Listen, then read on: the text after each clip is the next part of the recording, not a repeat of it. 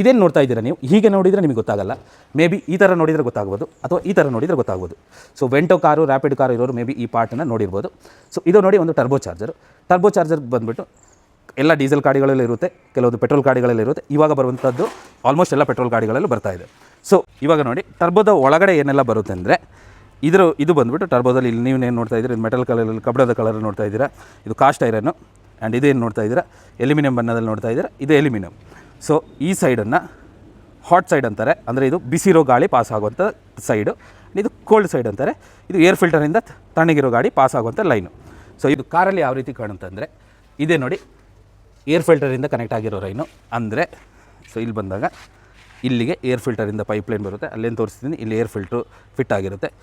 So ಈ ಕಡೆ ಬಂದುಬಿಟ್ಟು ಕ್ಯಾಟಲಿಟಿಕ್ ಕನ್ವರ್ಟರ್ಗೆ ಹೋಗಿರುತ್ತೆ. ಅದು ನೋಡಿ ಕಾರಲ್ಲಿ ಈ ಥರ ಇರುತ್ತೆ. ನಾನು ಇದು ಬರೀ ವೆಂಟೋ ತೋರಿಸ್ತಾ ಇದ್ದೀನಿ ಅಂತ, ಇದು ಎಲ್ಲ ಗಾಡಿದು ಇದೇ ರೀತಿ ಬರುವಂಥದ್ದು. ಸೊ ಇದು ನೋಡಿ, ಇದು ಫೋರ್ಡ್ ಫಿಯೆಸ್ಟಾ ಅಂತ ನಾನೇನು ಹೇಳಿದೆ, ಫೋರ್ಡ್ ಫಿಯೆಸ್ಟಾದ ಇದು ಕ್ಯಾಟಲಿಟಿಕ್ ಕನ್ವರ್ಟರ್ ಎಕ್ಸಾಸ್ಟಿಗೆ ಹೋಗಿರುತ್ತೆ. ಆ್ಯಂಡ್ ಇದು ಬಂದುಬಿಟ್ಟು ಏರ್ ಫಿಲ್ಟರಿಂದ ಬರುವಂಥ. ಇವಾಗ ನಾವು ಇದರ ಒಳಗಡೆ ಇನ್ನೊಂದು ಇಂಪಾರ್ಟೆಂಟ್ ಆಗಿರೋ ಪಾರ್ಟ್ ಬರುತ್ತೆ, ಅದೇ ನೋಡಿ ಇದು. ಸೊ ಇದನ್ನು ಕೋರ್ ಅಂತಾರೆ, ಟರ್ಬೋ ಕೋರ್ ಅಂತ ನೀವು ಕೇಳಿರ್ಬೋದು. ಸೊ ಟರ್ಬೋ ಕೋರ್ ಕಂಪ್ಲೇಂಟ್ ಎಲ್ಲ ಬರ್ತಾ ಇರುತ್ತೆ. ಸೊ ಇದು ಚೇಂಜ್ ಮಾಡ್ತಾ ಇದ್ದಾರೆ, ಚೇಂಜ್ ಮಾಡಿ ರೆಡಿ ಆಗುತ್ತೆ ಇರುತ್ತೆ. ಸೊ ಈ ವಿಡಿಯೋ ಫುಲ್ ಆಗಿ ನೋಡಿ, ಇದರಲ್ಲಿ ಏನೆಲ್ಲ ಇದೆ ಅಂತ ನಾನು ಹೇಳ್ತಾ ಇದ್ದೀನಿ. ಸೊ ಇದು ಬಂದುಬಿಟ್ಟು ಕೋಲ್ಡ್ ಆಗಿರೋ ಏರ್ ಕಂಪ್ರೆಸ್ ಮಾಡಿಬಿಟ್ಟು ನಿಮ್ಮದೇನಿದೆ ಇದಕ್ಕೆ ಇಂಟೇಕ್ ಮ್ಯಾನಿಫೋಲ್ಡಿಗೆ ಹೋಗುವಂಥ ಸೈಡ್ ಇದು. ಆ್ಯಂಡ್ ಇದು ಎಕ್ಸಾಸ್ಟ್ ಗ್ಯಾಸ್ಗಳು ತಳ್ಳಿಬಿಟ್ಟು ಇದು ರೊಟೇಟ್ ಆಗುವಂಥದ್ದು. ಇದು ರೊಟೇಟ್ ಆದಾಗ ಈ ಕಡೆ ರೊಟೇಟ್ ಆಗುತ್ತೆ, ಆ್ಯಂಡ್ ಇದು ರೊಟೇಟ್ ಆಗುತ್ತೆ. ಇದು ರೊಟೇಟ್ ಆಗಿಬಿಟ್ಟು ಸ್ಪೀಡಲ್ಲಿ, ಅಂದರೆ ಇದು ರೊಟೇಟ್ ಆಗುವಂಥದ್ದು ನೀವು ಇಲ್ಲಿಂದ ಇಂಜಿನ್ ಏನಿದೆ 1000 RPM ಅಥವಾ 3000 RPM ರೊಟೇಟ್ ಆಗ್ತಾಯಿದ್ರೆ, ಇದು ಬಂದುಬಿಟ್ಟು ಸುಮಾರು 10 ಪಟ್ಟು ಜಾಸ್ತಿ, ಅಂದರೆ 3000 RPM ರೊಟೇಟ್ ಆಗ್ತಾಯಿದ್ರೆ 30,000 RPM ರೊಟೇಟ್ ಆಗುತ್ತೆ. ಆ್ಯಂಡ್ ಇದರಲ್ಲಿ ತುಂಬ ಇಂಪಾರ್ಟೆಂಟ್ ಆಗಿರೋ ಇನ್ನೊಂದು ಪಾರ್ಟ್ ಇದೆ, ಇದು ಇದೆ ನೋಡಿ, ಹೋಲ್ ಏನು ನೋಡ್ತಾ ಇದ್ದೀರಾ, ಇದು ಬಂದುಬಿಟ್ಟು ಆಯಿಲ್ ಪ್ಯಾಸೇಜಿಗೆ ಇರುವಂಥ ಆಯಿಲ್. ಅದು ಇದೇನು ರೊಟೇಟ್ ಆಗ್ತಾ ಇರುತ್ತೆ, ಇದಕ್ಕೂ ಲುಬ್ರಿಕೇಷನ್ ಬೇಕಾಗಿರುತ್ತೆ, ಅದಕ್ಕಿರುವಂಥದ್ದು ಈ ಪ್ಯಾಸೇಜ್ಗಳು. ಸೊ ಇಲ್ಲಿ ನೋಡ್ಬೋದು, ಇಲ್ಲಿದೆ ಆ್ಯಂಡ್ ಇಲ್ಲಿದೆ ಆ್ಯಂಡ್ ಇಲ್ಲಿದೆ. ಸೊ ಇದು ಬಿಟ್ಬಿಟ್ಟು ಆಯಿಲ್ ಪಂಪು ಸರ್ಕ್ಯುಲೇಟ್ ಆಗಿಬಿಟ್ಟು ಇದ್ರ ಮುಖಾಂತರನೇ ಸರ್ಕ್ಯುಲೇಟ್ ಆಗುತ್ತೆ. ಆ್ಯಂಡ್ ಇವಾಗ ನೀವು ಕೆಲವೊಂದು ಕಾರುಗಳಲ್ಲಿ ಈ ಚೆಕ್ ಇಂಜಿನ್ ಲೈಟ್ ಬರೋದು, ಕಾಯಿಲ್ ಲೈಟ್ ಬರೋದು, ಆ್ಯಂಡ್ ಟರ್ಬೋ ಪಿಕಪ್ ಹೋಗುವಂಥದ್ದು ಕಾರಣಗಳನ್ನ ನೋಡ್ತಾ ಇರುತ್ತೆ. ಅದಕ್ಕಿರುವ ಒನ್ ಆಫ್ ದ ಕಾರಣ, ಮೇಜರ್ ಕಾರಣ ಇದು ನೋಡಿ, ಬೂಸ್ಟ್ ಕಂಟ್ರೋಲ್. ಅಂದರೆ ನೀವು ಟರ್ಬೋದು ಬೂಸ್ಟನ್ನು ಕಂಟ್ರೋಲ್ ಮಾಡುವಂಥದ್ದು. ಸೊ ಇದು ನಿಮ್ಮದು ಇಂಜಿನು ನೀವು ಯಾವ ರೀತಿ ಎಕ್ಸಿಲೇಟ್ ಕೊಡ್ತೀರಾ ಅದರ ಮುಖಾಂತರ ಇದು ಆಪ್ರೇಟ್ ಆಗುವಂಥದ್ದು. ಇದೇನು ಮಾಡುತ್ತೆ ಅಂದರೆ ಇದು ನೋಡ್ಬೋದು, ಇದು ಮೇಲೆ ಕೆಳಗಡೆ ಹೋಗುತ್ತೆ ಇದು. ಸೊ ಇಲ್ಲಿ ನೋಡಿ ತೋರಿಸ್ತೀನಿ, ಅದು ಫಿಟ್ ಆಗಿರುವಂಥ ಇದು ಇಲ್ಲಿಗೆ. ಸೊ ಅದು ಈ ಥರ ಮೇಲೆ ಕೆಳಗಡೆ ಹೋಗುತ್ತೆ, ಅದೊಂದು ಡಯಾಫ್ರಮ್ ಆಗಿರುತ್ತೆ, ಡಯಾಫ್ರಮಿಂದ ಕಂಟ್ರೋಲ್ ಆಗುತ್ತೆ. ಸೊ ಇದು ಮೇಲೆ ಕೆಳಗಡೆ ಮಾಡಿದಾಗ ಏನಾಗುತ್ತೆ, ಇದರದ್ದು ಸ್ಪೀಡ್ ಕಂಟ್ರೋಲ್ ಮಾಡಲಿಕ್ಕೆ ಆಗುವಂಥದ್ದು, ಸಿಂಪಲ್ ಲೈನಲ್ಲಿ ಲ್ಯಾಂಗ್ವೇಜಲ್ಲಿ ಹೇಳಬೇಕಂದ್ರೆ. ಸೊ ಅದು ಇಲ್ಲಿ ನೋಡ್ಬೋದು ಕಾರಲ್ಲಿ ಯಾವ ರೀತಿ ಇದೆ ಅಂತ. ಇದೆ ನೋಡಿ, ಇಲ್ಲಿ ಕಟ್ ಆಗಿದೆ. ಇದು ಇಲ್ಲಿ ಇಂಜಿನಿಂದ ಕನೆಕ್ಷನ್ಸ್, RPM ಇಂದ ಇಂಜಿನು ECM ಇಂದ ಕನೆಕ್ಷನ್ಸ್ ಅಂದರೆ ಎಲೆಕ್ಟ್ರಿಕಲ್ ಸೊಲೋನಾಯ್ಡ್ ವಾಲ್ವ್ ಇರುತ್ತೆ, ಅಲ್ಲಿಂದ ತೊಗೊಂಡು ಮೇಲೆ ಕೆಳಗಡೆ ಆಗುವಂಥದ್ದು, ಆಪ್ರೇಟ್ ಆಗುವಂಥದ್ದು. ಆ್ಯಂಡ್ ಅದು ಆಪ್ರೇಟ್ ಆಗಲಿಕ್ಕೆ ಇಲ್ಲಿ ವ್ಯಾಕ್ಯೂಮ್ ಪೈಪ್ಸ್ ಇದೆ, ಇದು ವ್ಯಾಕ್ಯೂಮ್ ಮಾಡ್ಯುಲೇಟರಿಂದ ಬರುವಂಥದ್ದು. ಸೊ ಈ ಪಾರ್ಟ್ ನಿಮಗೆ TDI ಗಾಡಿಗಳಲ್ಲಿ ಅಥವಾ ವ್ಯಾಕ್ಯೂಮ್ ಮಾಡ್ಯುಲೇಟರ್ ಅಂತಾರೆ.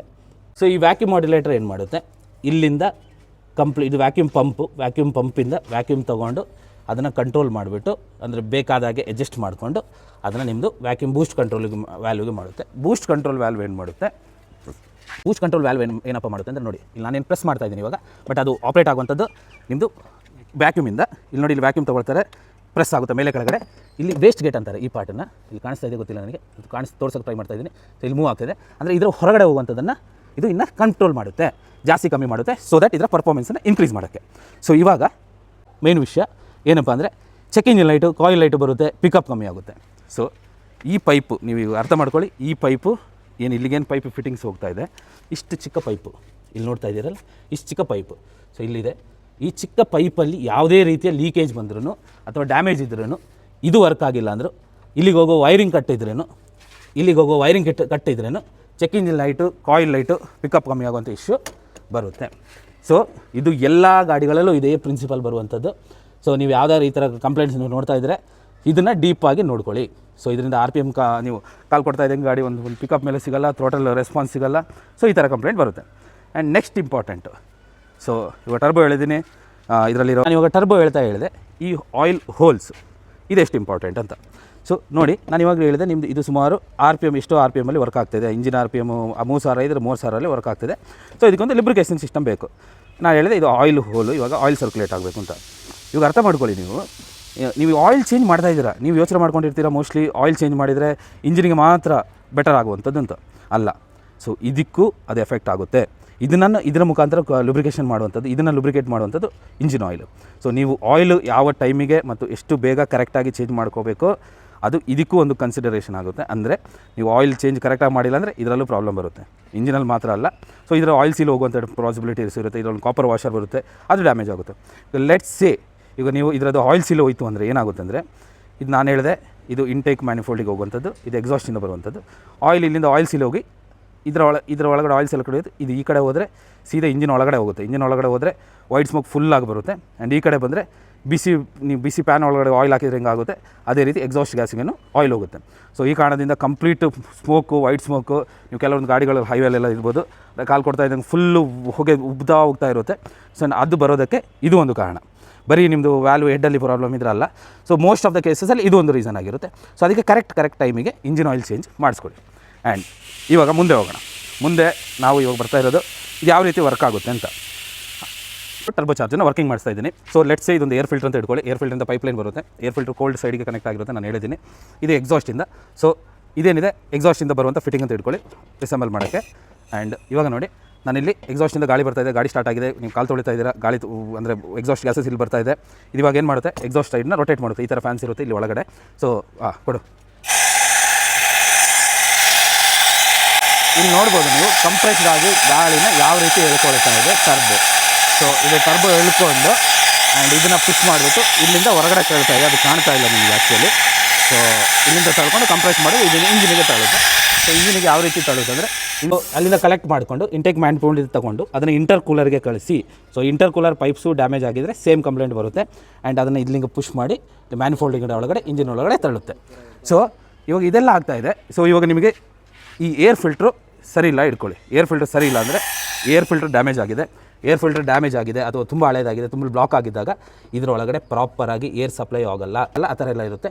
ಸೊ ಇವಾಗ ಏರ್ ಫಿಲ್ಟರ್ ಬ್ಲಾಕ್ ಆಗಿದ್ರೂ ಸೇಮ್ ಆಗುತ್ತೆ. ಅದೇ ರೀತಿ ಇದೇನಾದರೂ ಡ್ಯಾಮೇಜ್ ಆದರೆ ಸೊ ಅದಕ್ಕೆ ಟೈಮಿಗೆ ಕರೆಕ್ಟಾಗಿ ಏರ್ ಫಿಲ್ಟರ್ ಚೇಂಜ್ ಮಾಡ್ಕೋಬೇಕು. ಆ್ಯಂಡ್ ಅದೇ ರೀತಿ ಇದೇನಾದರೂ ಡ್ಯಾಮೇಜ್ ಆಗಿದ್ರೆ ಅಂತ ಇಟ್ಕೊಳ್ಳಿ. ಸೊ ಇದರ ಪೀಸಸ್ಸು ಅಥವಾ ಹೋಲಿಂದ ಹೋಗಿ ಇಂಟೇಕ್ ಮ್ಯಾನಿಫೋಲ್ಡಿಂದ ಹೋಗಿ ಇದೇನಾಗುತ್ತೆ, ಟರ್ಬೋದ ಬ್ಲೇಡನ್ನು ಡ್ಯಾಮೇಜ್ ಮಾಡುತ್ತೆ. ಇದು ನೋಡಿ, ಇದೊಂದು ಡ್ಯಾಮೇಜ್ ಆಗಿರುವಂಥದ್ದು. ಇದರ ಫಿನ್ಸ್ ಎಲ್ಲ ಬೆಂಡ್ ಆಗಿದೆ, ಬ್ಲೇಡನ್ನು ಬೆಂಡ್ ಮಾಡುತ್ತೆ. ಸೊ ಬೆಂಡ್ ಮಾಡಿದರೆ ನಿಮಗೆ ಪರ್ಫಾರ್ಮೆನ್ಸಲ್ಲೂ ಇಶ್ಯೂ ಬರುತ್ತೆ. ಸೊ ಇದಿಷ್ಟು ಟರ್ಬೋ ಬಗ್ಗೆ. ಸೊ ಇವಾಗ ನಿಮ್ಗೆ ಗೊತ್ತಾಯಿತು pickup less, check engine light and coil light ಬರೋದಕ್ಕೆ ಏನೆಲ್ಲ ಕಾರಣಗಳಿದೆ, ಪಾರ್ಟ್ಸು. ಆ್ಯಂಡ್ ಅದೇ ರೀತಿ ಇವಾಗ ಟರ್ಬೋ ಮೈಂಟೈನ್ ಮಾಡೋದ್ರಲ್ಲಿ ಏರ್ ಫಿಲ್ಟರ್ ಎಷ್ಟು ಇಂಪಾರ್ಟೆಂಟು, ಇಂಜಿನ್ ಆಯಿಲ್ ಎಷ್ಟು ಇಂಪಾರ್ಟೆಂಟು, ಆ್ಯಂಡ್ ಅದೇ ರೀತಿ ಇದಿಷ್ಟನ್ನು ಟೈಮಿಗೆ ಚೇಂಜ್ ಮಾಡೋದು ಈ ಟರ್ಬೋ ಕಾಂಪೊನೆಂಟನ್ನು ಮೈಂಟೈನ್ ಮಾಡೋದ್ರಲ್ಲಿ ಬರೀ ಇಂಜಿನಿಗಲ್ಲ ಟರ್ಬೋಗೂ ಇದು ಇಂಪಾರ್ಟೆಂಟ್ ಅಂತ ನಿಮಗೆ ಅರ್ಥ ಆಯಿತು. ಚೆಕ್ ಇಂಜಿನ್ ಲೈಟ್ ಬಂದರೆ, ಕಾಯಿಲ್ ಲೈಟ್ ಬಂದರೆ, ಈ ಸಣ್ಣ ಪೈಪ್ಗಳು, ಇಲ್ಲಿರೋ ಕನೆಕ್ಷನ್ಗಳು ಎಷ್ಟು ಇಂಪಾರ್ಟೆಂಟ್ ಅಂತ ಗೊತ್ತಾಗಿದೆ ಇವಾಗ ನಿಮಗೆ. ಆ್ಯಂಡ್ ಇದು ಇಂಟರ್ ಕೂಲರಲ್ಲೂ ಇಲ್ಲಿ ಡ್ಯಾಮೇಜ್ ಇದ್ದರೆ, ಲೀಕೇಜ್ ಇದ್ದರೆ ಪಿಕಪ್ ಇಶ್ಯೂನೂ ಬರುತ್ತೆ. ಆ್ಯಂಡ್ ಇಲ್ಲಿರೋ ರಬ್ಬರ್ ಪೈಪಿಂಗ್ ಫಿಟ್ಟಿಂಗ್ಸ್ ಏನಿದೆ ಅದು ಡ್ಯಾಮೇಜ್ ಇದ್ರೂ fittings, pickup issues, check engine light ಇದೆಲ್ಲ ಬರುತ್ತೆ. ಇದೆಲ್ಲ ರಿಲೇಟೆಡ್ ಇದೆ. ಸೊ ಇದಿಷ್ಟು ಒಂದು ಕ್ಲೋಸ್ಡ್ ಸರ್ಕಲ್ ಅಥವಾ ಇದೊಂದು ಕ್ಲೋಸ್ಡ್ ಲೂಪ್ ಆಗಿರುತ್ತೆ ಅಂತ ನಿಮಗೆ ಇವಾಗ ಅರ್ಥ ಆಯಿತು. ಈ ರೀತಿ ಇಲ್ಲೊಂದು ಸೌಂಡ್ ನೀವು ಕೇಳಿರ್ಬೋದು, ಟರ್ಬೋ ಓಪನ್ ಆಗೋ ಸೌಂಡ್ ಅಂತ ಹೇಳ್ತಾರೆ. ಸೊ ಅದು ಇಲ್ಲಿರೋ ಕಾಪರ್ ವಾಷರ್ ಡ್ಯಾಮೇಜ್ ಆಗಿದ್ದರೆ ಅದು ಬರುವಂಥದ್ದು. ಸೊ ನಾನು ಬೇಕಂದ್ರೆ ಸೈಡಿಗೆ ಒಂದು ಕ್ಲಿಪ್ ಆಗಿದ್ದೀನಿ ನೋಡಿ. ಸೊ ಈ ರೀತಿ ಸೌಂಡ್ ಬರುವಂಥದ್ದು. ಸೊ ಇದಿಷ್ಟು ಟರ್ಬೋ ಲೈನ್ ಮತ್ತು pickup issue and check engine light, coil light ಬಗ್ಗೆ ನಮ್ಮ ವೀಡಿಯೋ ಇಷ್ಟ ಆದರೆ ಖಂಡಿತ ನಮಗೆ ಶೇರ್ ಮಾಡಿ. ತುಂಬ ಎಫರ್ಟ್ ಹಾಕಿ ವೀಡಿಯೋ ಮಾಡ್ತಾ ಇದ್ದೀವಿ. ಅದೇ ರೀತಿ ನಮ್ಮ ಚಾನಲ್ಗೆ ಸಬ್ಸ್ಕ್ರೈಬ್ ಮಾಡಿ ಆ್ಯಂಡ್ ನಮ್ಮ ಇನ್ಸ್ಟಾಗ್ರಾಮ್ ಪೇಜಿಗೆ ಫಾಲೋ ಮಾಡಿ. Thank you for watching.